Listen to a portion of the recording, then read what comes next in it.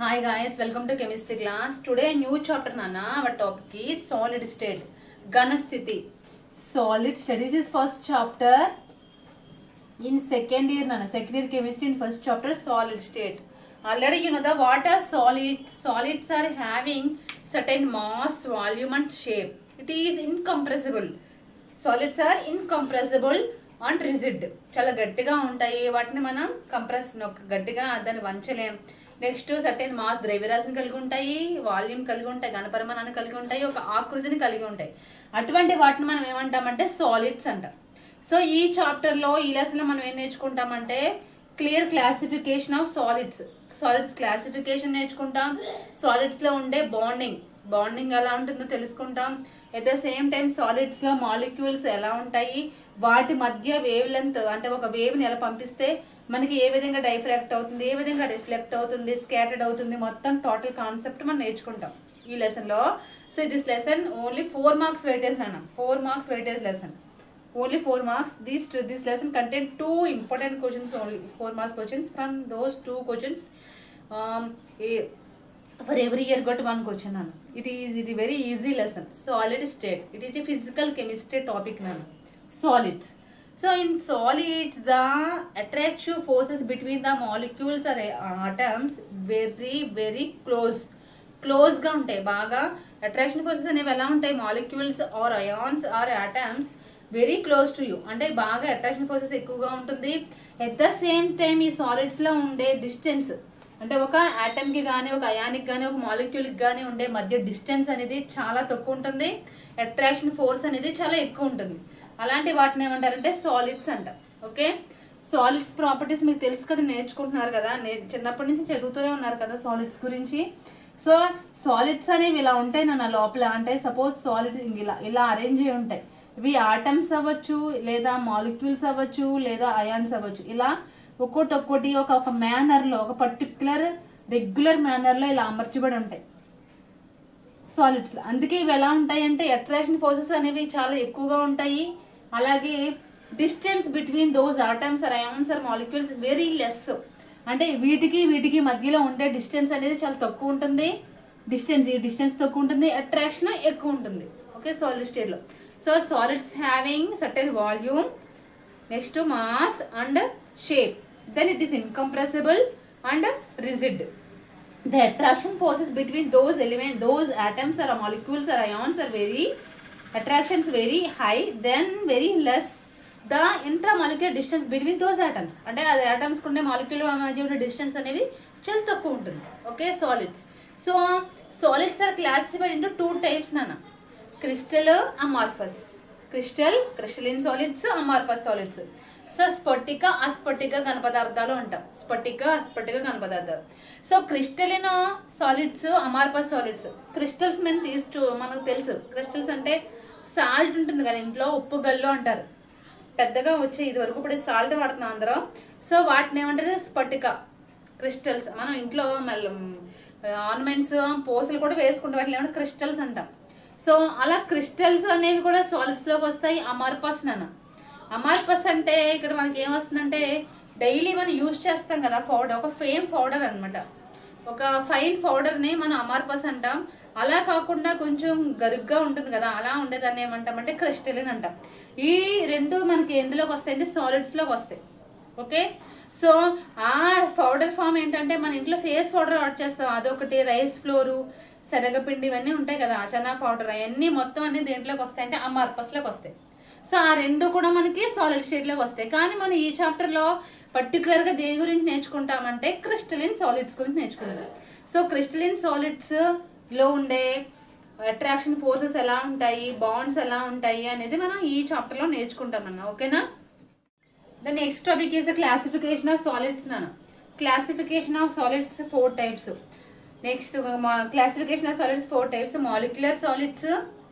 Molecular solids, next ionic solids, metallic solids, covalent solids.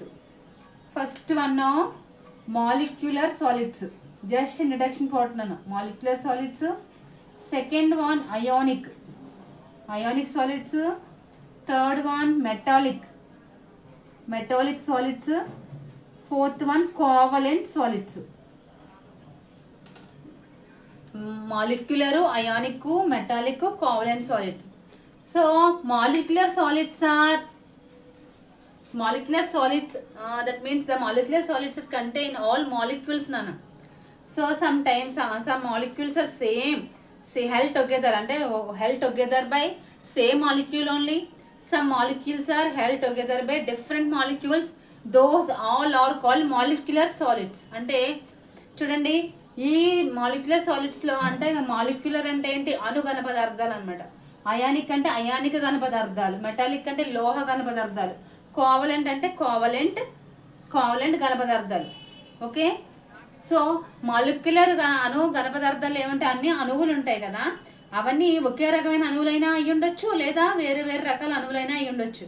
So ఒకే రకం అంటే ఏంటి, suppose Cl2 ఉందన్న, క్లోరైడ్ Cl2 అంటే Cl కి ఉండే bond, molecular bond Cl bond. అలా కాకుండా HCl కూడా ఉండొచ్చు, హైడ్రోజన్ Cl. అంటే ఇవి రెండు ఒకే రకమైన మాలిక్యూల్స్, ఇవి 2 different molecules, same molecules different molecules. So same molecule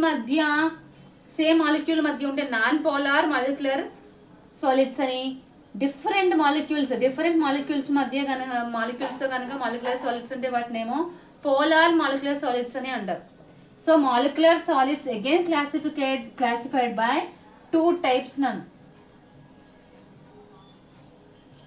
Okay, molecules are again classified by 2 types. First one is polar, different elements మధ్యలో ఉంటాయి, పోలార్ నన్న అంటే డిఫరెంట్ మాలిక్యూల్స్ అన్నమాట అవి. అదే నాన్ పోలార్ అంటే ఏంటి, సేమ్ పోలార్ నాన్ పోలార్ అనేది వెరీ ఇంపార్టెంట్ కాన్సెప్ట్ నన్న. సేమ్ మాలిక్యూల్ మధ్యలో ఉంటుంది అని ఏమంటారు, నాన్ పోలార్ మాలిక్యులర్ సాలిడ్స్ అంటారు. Next ionic solids. Ionic solids అంటే in ionic solids the constituent elements, all total constituents are held together by ionic bond. అంటే ఆ సాలిడ్స్ లో అయానిక్ బంధాలతో కనుక మొత్తం అణువులన్నీ ఒకదాన్ని ఒకటి అమర్చబడి ఉంటే వాటిని అయాన్లు ఉంటాయి, అయాన్లన్నీ అమర్చబడి ఉంటే వాటిని ఏమంటారంటే అయానిక్ బంధాలతో, వాటిని అయానిక్ సాలిడ్స్ అంటారు. సో నెక్స్ట్ మెటాలిక్ సాలిడ్స్ అన్ని ఎందులో కనిపిస్తాయి, మెటల్లే కదా, మెటాలిక్ సాలిడ్స్ అన్ని అన్ని లోహాలు. సో వీటిలో అన్ని ఏ బాండ్స్ ఉంటాయి, మెటాలిక్ బాండ్స్ ఉంటాయి. సో టోటల్ లోపల ఉండే ఆ constituents elements held together by metallic bond తో టైట్ అండ్ అయ్యి ఉంటాయి కాబట్టి వాటిని ఏమంటారంటే మెటాలిక్ సాలిడ్స్ అంటారు. Then fourth one is the covalent solids. These constituent elements all held together by covalent bonds అంటే బై షేరింగ్ ఆఫ్ ఎలక్ట్రాన్సే కదా. సో అలా ఎలక్ట్రాన్స్ షేర్ చేసుకోవడం వల్ల వాళ్ళు వచ్చే బంధాలేమో కోవలెంట్ బంధం అంటాం, మనకు తెలుసు కోవలెంట్ బాండ్ అని. సో ఇలాంటి కోవలెంట్ బాండ్స్ ఉండే మాలిక్యూల్స్ సాలిడ్స్ ఏమంటారంటే కోవలెంట్ సాలిడ్స్ అంటారు. Okay, molecular solids, ionic solids, next metallic solids, covalent solids. These are the solids, classification of solids. Again molecular solids are classified by polar, non-polar. Okay, so ikkada we are taking the crystal. Now we are discuss all about the crystals only, not amorphous crystals. ఇప్పుడు నేను ఏం చేస్తానంటే X ray diffraction అన్నమాట, X ray crystallization చూపిస్తాను, X ray crystal diffraction. The next topic is X-ray crystallography. Max Only is one of the scientist name nana, Max Only. So Max Only is observed that when the X-rays are passed on the crystal, passed through a crystal, అంటే ఏం చేశాడంటే ఇక్కడ ఒక crystal ఉంది నాన్న, crystal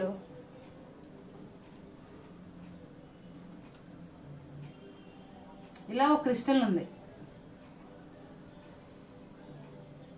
so X-rays ఏం చేశాడంటే ఈ క్రిస్టల్ నుంచి ఇలా పాస్ చేశాడు, ఎక్స్రేస్ ఆర్ పాస్డ్ ఇన్సిడెంట్ అంటే సమ్ వేవ్ లెంత్ ఇన్సిడెంట్ చేశాడు. ఎక్స్రేస్ ఇన్సిడెంట్ చేసి ఇక్కడ ఏం చేశాడంటే ఫోటోగ్రాఫిక్ ప్లేట్ పెట్టాడు. ఫోటోగ్రాఫిక్ ప్లేట్ పెట్టిన తర్వాత ఈ ఎక్స్రేస్ రిఫ్లెక్ట్ అయ్యి, ఎక్స్రేస్ ఏమవుతాయి ఇక్కడ నుంచి ఇక్కడ ఇన్సిడెంట్ అయిన తర్వాత వెంటనే రిఫ్లెక్ట్ అవుతాయి కదా, రిఫ్లెక్ట్ అయ్యి ఈ ఫోటోగ్రాఫిక్ ఫోటోగ్రాఫిక్ ప్లేట్ పైన చిన్న చిన్న స్పాట్స్ కింద వచ్చినాయి అన్నాను, చిన్న చిన్న స్పాట్స్ అబ్జర్వ్ చేశాడు తను, మ్యాక్స్ ఓన్లీ.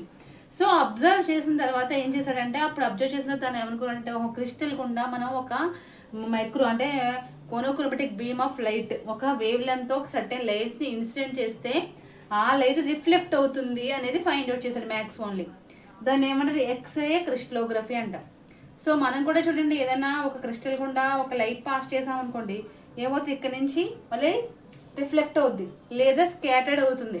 రిఫ్లెక్ట్ అంటే ఒకే వేవ్ లెంత్ లైట్ ఒకే ఫోకస్ తో, ఒక టార్చ్ లైట్ ఉంది అనుకోండి, టార్చ్ లైట్ వేస్తే ఒకే వేవ్ లెంత్ లైట్ వస్తుంది. సో అలా మోనోక్రోమెటిక్ లైట్ అంటే ఒకే వేవ్ లెంత్ వచ్చే లైట్ మోనోక్రోమెటిక్ లైట్ అంటాం. సపోజ్ బస్ కానీ లారీ కారు లైట్స్ చూడండి, అంటే డిఫరెంట్ వేవ్ లెంత్ లో మనకి వెళ్ళిపోతూ ఉంటాయి, ఇలా వస్తుంది లైట్. అలా కాకుండా ఒకే వేవ్ లెంత్ వచ్చే లైట్ ఏమంటారంటే మోనోక్రోమెటిక్ లైట్ అంటాం. సో అలాంటి లైట్ ని పాస్ చేసాం అనుకోండి క్రిస్టల్ గుండా, అదేమవుతుంది ఇలా వచ్చి ఇక్కడి నుంచి మళ్ళీ అలా డైఫ్రాక్ట్ అవుతుంది. చాలాసార్లు మనం అబ్జర్వ్ చేసి ఉంటాం కదా బయట, ఇక్కడ కూడా అంతే. ఇసుకలో కూడా అలాంటివి చూస్తాం మనం. ఇసుకలో కూడా మిర్రర్ తీసుకొని మిర్రర్ మీద నుంచి లైట్ పాస్ చేస్తే అలా మనకి వేవ్ కనిపిస్తుంది. మీరు ఎప్పుడైనా అబ్జర్వ్ చేశారో లేదు తెలియదు కానీ. సో అలా wave length, certain wave length తో ఒక లైట్ ని ఇన్సిడెంట్ చేశాడు. అంతా క్రిస్టల్ మీద ఇన్సిడెంట్ చేశాడు. ఇన్సిడెంట్ చేస్తే అది ఏమవుతుంది, ఒక సర్టైన్ యాంగిల్ తో ఏమవుతుంది, డైఫ్రాక్ట్ అవుతుంది. సో ఇది ఇన్సిడెంట్ చేసిన ప్రతి లైట్ డైఫ్రాక్ట్ అవుతుందా? సో ప్రతిసారి మనం మోనోక్రోమెటిక్ లైట్ ని ఇన్సిడెంట్ చేశాను అన్న. సో ఇన్సిడెంట్ చేసిన every monochromatic wavelength certain wavelength it is not diffracted. ఎందుకు డైఫ్రాక్ట్ అవుతుందంటే చూడండి, ప్రతి లైట్ లోనూ మనకి వేవ్ ఉంటుంది. వేవ్ లెంత్ తో పంపిస్తున్నాం కదా, అంటే ఇలా వేవ్ ఉంటుంది. సో ఈ వేవ్ లెంత్ తో పంపించినప్పుడు సేమ్ ఇదే వేవ్ లెంత్ తో డైఫ్రాక్ట్ అయింది అనుకోండి, అంటే ఈ రెండు ఒకే ఫేజ్ లో ఉండాలి. మీరు చదివే ఉంటారు శృంగం ద్రోణి అంటారు. ఇప్పుడు నేను ఇక్కడ నుంచి ఇలా ఇలా ఇలా ఇన్సిడెంట్ చేశాను లైట్ లో ఇలా ఉంటుంది కదా, మనకి స్ట్రైట్ గా కనిపిస్తుంది కానీ లోపల జరిగేది ఇది. ఇలా అయిన తర్వాత సేమ్ ఇదే వేవ్ లెంత్ ఇక్కడ ఉందనుకోండి, ఇదే ఫేజ్ లో ఉందనుకోండి, నీట్ గా లైట్ మనకి డైఫ్రాక్ట్ అవుతుంది. సో నువ్వు ఎప్పుడైతే నేను ఇలా చూపిస్తాను నీకు అర్థం కదా, ఇలా చూపిస్తాను. సో ఇలా లైట్ ని ఇన్సిడెంట్ చేశాను, అదే వేవ్ లెంత్ తెలియదు. సేమ్ మనం డైఫ్రాక్ట్ అయ్యింది కూడా ఇలాగే ఉందనుకోండి సేమ్. దీన్ని ఏమంటామంటే కన్స్ట్రక్టివ్ అంటాం. Constructive same phase, both are in same phase. అంటే ఇన్సిడెంట్ లైట్ డైఫ్రాక్టెడ్ ఒకటే ఫేజ్ లో ఉన్నాయి కాబట్టి వీటిని కన్స్ట్రక్టివ్ అంటాం. కన్స్ట్రక్టివ్. అలా కాకుండా నేను ఒక లైట్ ని ఇన్సిడెంట్ చేశాను అని ఇలా చేస్తే అది ఏమవుతుంది, ఇలా ఉందనుకోండి, ఇలా ఉంటే మనకి ఏమవుతుంది, అక్కడ వేవ్ ఇక్కడతో ఆగిపోదు, డైఫ్రాక్ట్ అవ్వదు, వేవ్ ఇక్కడతో కట్ అయిపోయి ఆగిపోతుంది. కాబట్టి దాన్ని ఏమంటే డిస్ట్రిక్టివ్ అంటారు. డిస్ట్రిక్టివ్ కన్స్ట్రక్టివ్ అంటే వేవ్ లెంత్ తో పంపించినప్పుడు అదే వేవ్ లెంత్ అదే ఫేజ్ లో కనుక మనకి కనిపిస్తుంది కన్స్ట్రక్టివ్ అంటారు. అలా కాకుండా అదే వేవ్ లెంత్ కి ఆపోజిట్ గా ఉంటుందని అంటే both are in same phase not in same phase. ఈ రెండు ఒకే ఫేజ్ లో ఉన్నాయి కాబట్టి కన్స్ట్రక్టివ్ అవుతుంది. ఈ రెండు డిఫరెంట్ ఫేజెస్ లో ఉన్నాయి. అంటే ఇలా పంపిస్తున్నాం, మళ్ళీ అది అలా వెళ్ళింది డైఫ్రాక్ట్ అవుతుంది. అలా కాకుండా దీనికి రివర్స్ లో ఉంటే ఏమవుతుంది, అక్కడ వేవ్ కట్ అయిపోతుంది, డైఫ్రాక్ట్ అవ్వదు. సో దాన్ని ఏమంటారు, కన్స్ట్రక్టివ్ డిస్ట్రక్టివ్ అంటాం. సో ఈ ఎక్స్రే క్రిస్టలోగ్రఫీలో మనకి ఈ వేవ్ లెంత్ అనేది ఒకే ఫేజ్ లో ఉండి కన్స్ట్రక్టివ్ అయింది అనుకోండి, అది మనకి డైఫ్రాక్ట్ అవుతుంది. సో ఆ డైఫ్రాక్షన్స్ కి బ్రాగ్స్ అనే సైంటిస్ట్ ఒక ఈక్వేషన్ ఫైండ్ అవుట్ చేశాను అన్న. దాన్ని ఏమంటామంటే బ్రాగ్స్ ఈక్వేషన్ అంటాం. చాలా చాలా important equation Bragg's equation. Next keep side మన Bragg's equation. It is very important. ఇదంతా నేను చెప్పింది దేనికోసం అంటే బ్రాగ్స్ ఈక్వేషన్ అన్న. బ్రాగ్స్ ఈక్వేషన్ కోసం చెప్పాను. మీకు కన్స్ట్రక్టివ్ డిస్ట్రక్టివ్ అంటే ఏంటో తెలియాలి. బ్రాగ్స్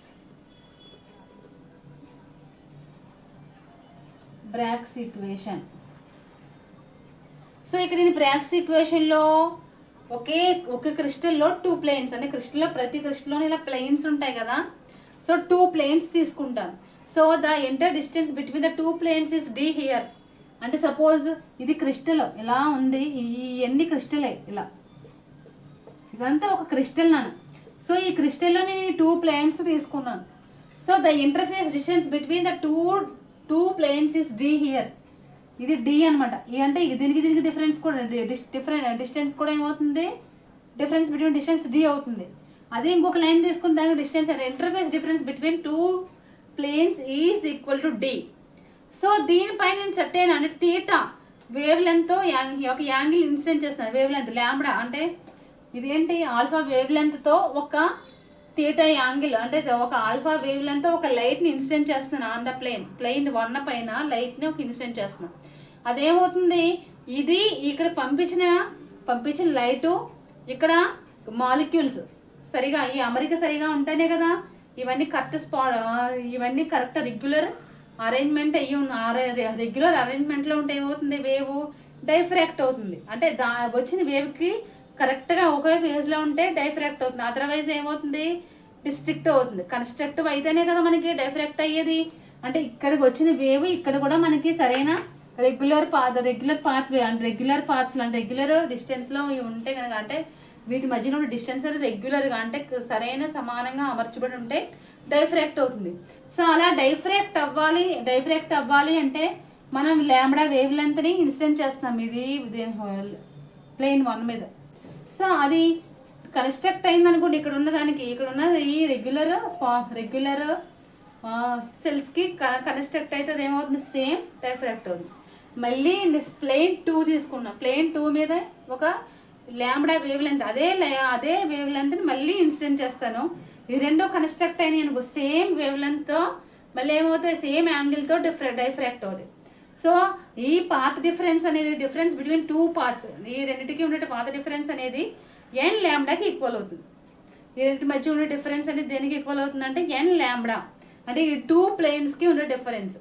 ఓకే, ఈ డిస్టెన్స్ డిఏ, కానీ ఇక్కడ ఉండే పాత్కి డిఫరెన్స్ దీనికి పాత్కి difference is equal to N lambda. That is the Bragg's equation. This is the calculation part is there నాన్న C1. క్యాలిక్యులేషన్ పార్ట్ ఉండదు. ఇప్పుడు నేను క్లియర్గా వేస్తాను డయాగ్రామ్ చూడండి. ఇది ప్లేన్ 1, స్ట్రైట్ లైన్ గీయండి, స్కేల్తో గీసుకోండి. Plane 1, next plane 2, plane 3. ఇది ఒక క్రిస్టల్. సో డిస్టెన్స్ మీకు తెలుసు కదా. నేను ఫస్ట్ ఒక ఎక్స్రేని ఎక్స్రేని ఇన్సిడెంట్ చేస్తాను. ఇన్సిడెంట్ చేస్తే ఇదే యాంగిల్ ఎంత, దీన్ని ఇన్సిడెంట్ లైట్ అంటాం కదా, ఇన్సిడెంట్ రే. సో ఇది చేస్తే ఇక్కడ ఏమవుతుంది, వేవ్ లెంత్ లాంబ్డాతో ఇన్సిడెంట్ చేస్తున్నాం. ఇది రే 1 అనమాట, రే 1. ఇక్కడ నుంచి ఇక్కడికి ఏమవుతుందంటే డైఫ్రాక్ట్ అవుతుంది. ఇది డైఫ్రాక్ట్ రే. ఓకే, డైఫ్రాక్ట్ అయింది. సో ఇక్కడ యాంగిల్ ఎంత, థీటాతో అయింది, థీటా.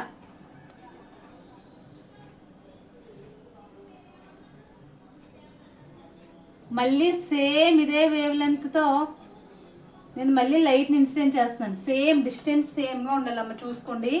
ఇక్కడ నాకు బోర్డు పైన కుదరకపోయినా మీరు మాత్రం స్కేల్తో నీట్గా డ్రా చేసుకోండి. నెక్స్ట్ ఇదే వేవ్ లెంత్తో డైఫ్రాక్ట్ అయింది. ఇది కూడా లాంబ్డా ఏ, ఇది second ray, incident line to diffract light. ఇక్కడ కూడా ఏమవుతుంది, థీటా.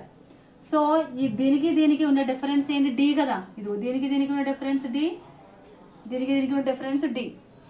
సో ఇక్కడ కూడా థీటాయే కదా. ఇది ఫస్ట్ బి అనుకుంటారు నాన్న, ఇది సి. ఫస్ట్ స్పాట్ ఎంత, బి, సెకండ్ది సి. సో ఈ రెండింటికి ఉండే డిఫరెన్స్ చూసారు, ఇది ఈ డిస్టెన్స్ మీరు క్యాలిక్యులేట్ చేయాలి. ఈ డిస్టెన్స్ ఎంత అవుతుంది, ఈ డిస్టెన్స్ దేనికి ఈక్వల్ అవుతుంది అంటే N lambda. The distance between the 2 parts is equal to the N lambda. So ఈ రెండింటికి ఉండే డిస్టెన్స్ ఎంత అవుతుంది అంటే ఎన్ లాంబ్డాకి ఈక్వల్ అవుతుంది. సో ఈ రెండింటిని మనం ఎలా ఫైండ్ అవుట్ చేస్తామంటే, ఈ రెండింటిని ఎలా ఫైండ్ అవుట్ చేయాలి, ఇక్కడ చూడండి. బి డిస్టెన్స్ అంటే ఇక్కడ చూడండి ఎమ్, ఇక్కడ ఎన్ తీసుకుంటున్నాం చూడండి, ఎం అంటే ఎన్సి. ఎక్స్ట్రా డిస్టెన్స్ ఏంటి, ఫస్ట్ రేకి సెకండ్ రేకి ఎక్స్ట్రా డిస్టెన్స్. ఇది రే 1, ఇది రే 2, రే 1 కదా. So distance, extra distance travel equal to NC plus MC. NC plus MC కదా extra distance. So extra distance అంటే ray 2, extra distance traveled by ray 2 equal to ఎంత అవుతుంది, NC plus MC అవుతుంది. So NC MC అనేది దేనికి ఈక్వల్ అని చెప్పాను, ఎన్ లాంబ్డా. సెకండ్లో రాయండి, NC plus MC is equal to N lambda. ఏమని రాస్తారు, the extra distance traveled by ray 2 is equal to the path difference between the 2 rays. మీరు ఓన్ వర్డ్స్ రాసుకోండి. the extra distance is traveled by ray 2 is equal to the path difference between the 2 rays అని మీరు రాసుకుని equal to N లాంబ్డాకి equal అవుతుంది అనమాట. So మనం ఇప్పుడు ఇక్కడ ఏది ఫైండ్ అవుట్ చేయాలి, ఎన్సి వాల్యూ ఫైండ్ అవుట్ చేయాలి, ఎంసి వాల్యూ ఫైండ్ అవుట్ చేయాలి. ఎన్సి ఎంసి ఫైండ్ అవుట్ చేసేసాం అనుకోండి, ఎంసీ ఫైండ్ అవుట్ చేస్తే మనం అది ఇక్కడ సబ్స్టిట్యూట్ చేసేస్తే మనకి ఎన్ లాంబ్డా ఎంతో వచ్చేస్తుంది, అంతే కదా. సో ఇప్పుడు నేను ఇక్కడ ఏం తీసుకుంటున్నానంటే ట్రయాంగిల్ సిబిఎన్ తీసుకుంటున్నా. C B N, triangle C B N. ఇక్కడ ఏం తీసుకుంటే triangle C B M. C B N C B N, 2 triangles visible to us. చూడండి మనకి 2 ట్రయాంగిల్స్ కనిపిస్తున్నాయి. సిఎన్ అంటే సిబిఎన్, సిబిఎం, 2 ట్రయాంగిల్స్ కనిపిస్తున్నాయి. నేను ఫస్ట్ ట్రయాంగిల్ తీసుకున్నాను, సైన్ థీటా రాస్తున్నాను. సైన్ థీటా అంటే హైపోటెనస్ బై ఏమవుతుంది, ఆపోజిట్ యాంగిల్, ఆపోజిట్ సైడ్ కదా. హైపోటెనస్ ఏంటి ఇక్కడ, బీసీ కదా. బీసీ బై హైపోటెనస్ ఏంటి, హైపోటెనస్ ఇక్కడ ఎన్సీ అవుతుంది కదా. ఎన్సీ బై బీసీ అవుతుంది. ఇక్కడ కూడా చూడండి sign theta is equal to ఏమవుతుంది, బీసీ బై ఎంసీ అవుతుంది. ఎంసీ బై హైపోటెనస్ ఎంత, బీసీ. చూడండి అంటే ఎదుట మనం ఏమంటారు, ఎదుట భుజంపై ఏదో కర్ణం అంటాం కదా సైన్ థీటాలో. మీ మ్యాథమెటిక్స్ వాళ్ళకి తెలుస్తాయి. సో సైన్ థీటా అంటే ఎన్సీ బై బీసీ. ఇక్కడ sign theta is equal to MC by BC. ఇది తీసుకోవాలి, ఈ యాంగిల్స్ ఇక్కడ ఇలా వస్తాయి కదా యాంగిల్స్. ఇదేమవుతుంది, బీసీఎం. సో ఇక్కడ ఏమవుతుంది, BC by MC by BC. Okay, తీసుకున్న తర్వాత మనం ఏం చేస్తామంటే సైన్ థీటా ఏమవుతుంది, ఎన్సీ కదా మనకు కావాల్సింది. ఎన్సీ ఈజ్ ఈక్వల్ టు ఏమవుతుంది, బీసీ సైన్ థీటా. ఇక్కడ ఎంసీ ఈజ్ ఈక్వల్ టు ఏమవుతుంది, BC sine theta. Okay, BC sine theta అయినాయి. అంటే ఇక్కడ ఎంసీ వాల్యూ ఎంత అయ్యాయి, BC sine theta, BC sine theta. ఈ 2 వాల్యూస్ని ఇక్కడ ఈక్వేషన్లో సబ్స్టిట్యూట్ చేయండి. ఈక్వేషన్ 1లో ఎన్సీ వాల్యూని ఎంసీ వాల్యూని సబ్స్టిట్యూట్ చేయండి. నేను అరేంజ్ చేసేస్తాను ఇక్కడ, మీరు సబ్స్టిట్యూట్ చేయండి. ఏమైంది,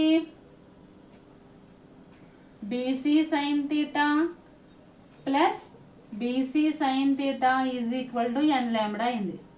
సో ఇక్కడ బీసీ అంటే ఈ డిస్టెన్స్ కదమ్మా, బీసీ అంటే ఏమవుతుంది, D sine theta plus D sine theta is equal to N lambda. అంటే D sine theta plus D sine theta అంటే ఏమవుతుంది, 2d sine theta is equal to N lambda. So N lambda value ఎంత అయింది, 2d sine theta. అంటే ఇక్కడ మనకి ఏమొచ్చింది, 2d sine theta is equal to N lambda. This is called Bragg's equation. దీన్ని ఏమంటారంటే బ్రాగ్స్ ఈక్వేషన్ అంటారు. ఓకే, ఇప్పుడు చూడండి, ఇవి మనం పంపించిన ఇన్సిడెంట్ లైట్, డైఫ్రాక్ట్ ఒకే వేవ్ లెంత్ ఒకే ఫేజ్ లో ఉన్నాయి కాబట్టి అవి కన్స్ట్రక్ట్ అయినాయి కాబట్టి మనకి ఈ బ్రాగ్స్ ఈక్వేషన్ ఫైండ్ అవుట్ చేసాం. ఇది ఒక డిఫరెంట్ వేవ్ లెంత్ ఉండి ఇవి మనకి ఈ రెగ్యులర్ ఫార్మేషన్ లో లేవనుకోండి ఎలిమెంట్స్, అదే మాలిక్యూల్స్ అనేవి, అప్పుడు మనకి డైఫ్రాక్ట్ అవుతుందా, డైఫ్రాక్ట్ అవ్వదు. డైఫ్రాక్ట్ అవ్వకపోతే మనకి ఏమవుతుంది, అక్కడతో ఆ ట్రావెలింగ్ అనేది డైఫ్రాక్ట్ అవ్వకుండా వేవ్ ట్రావెల్ చేయకుండా అక్కడతో స్టాప్, క్యాన్సిల్ అయిపోతుంది. కానీ ఇక్కడ మనకి ఏమవుతుంది, క్రిస్టల్లో చక్కగా ఎక్స్రేస్ పాస్ చేసిన వెంటనే అది సర్టైన్ అదే వేవ్ లెంత్ థీటా యాంగిల్ ఏమవుతుంది, డైఫ్రాక్ట్ అవుతుంది. Theta is the angle. Okay, theta is the D means distance between the two planes. Theta is the lambda is the wavelength అన్న. Theta అనేది angle అవుతుంది అనమాట. మనం ఎంత light ని ఇన్స్టెట్ చేసామో ఆ యాంగిల్ ఎంత యాంగిల్లో డైఫ్రాక్ట్ అయిందో theta. Okay, 2d. Next NC plus MC అంటే ఎక్స్ట్రా, ఈ ఎక్స్ట్రా డిస్టెన్స్ ఎన్ లాంబ్డాకి ఈక్వల్ అవుతుంది. సో ఈ ఎక్స్ట్రా డిస్టెన్స్ ఎంత అనేది మనం ఫైండ్ అవుట్ చేయాలి కాబట్టి 2 ట్రయాంగిల్స్ కింద తీసుకుని ఆ 2 ట్రయాంగిల్స్ ఉపయోగించి సైన్ థీటాని క్యాలిక్యులేట్ చేసి సైన్ థీటాలో చేస్తాం. ఇది మ్యాథమెటిక్స్ స్టూడెంట్స్కి వెరీ ఈజీగా ఉంటుంది, కొంచెం బైపీసీ వాళ్ళు చూసుకోండి. దిస్ ఇస్ బ్రాగ్స్ ఈక్వేషన్ అన్న. In next class we have to discuss about crystal defects ఒకటి డిస్కస్ చేసుకుంటే ఈ చాప్టర్ అయిపోతుంది. I hope you understand and you have to make notes and share with me by WhatsApp. Okay, take care.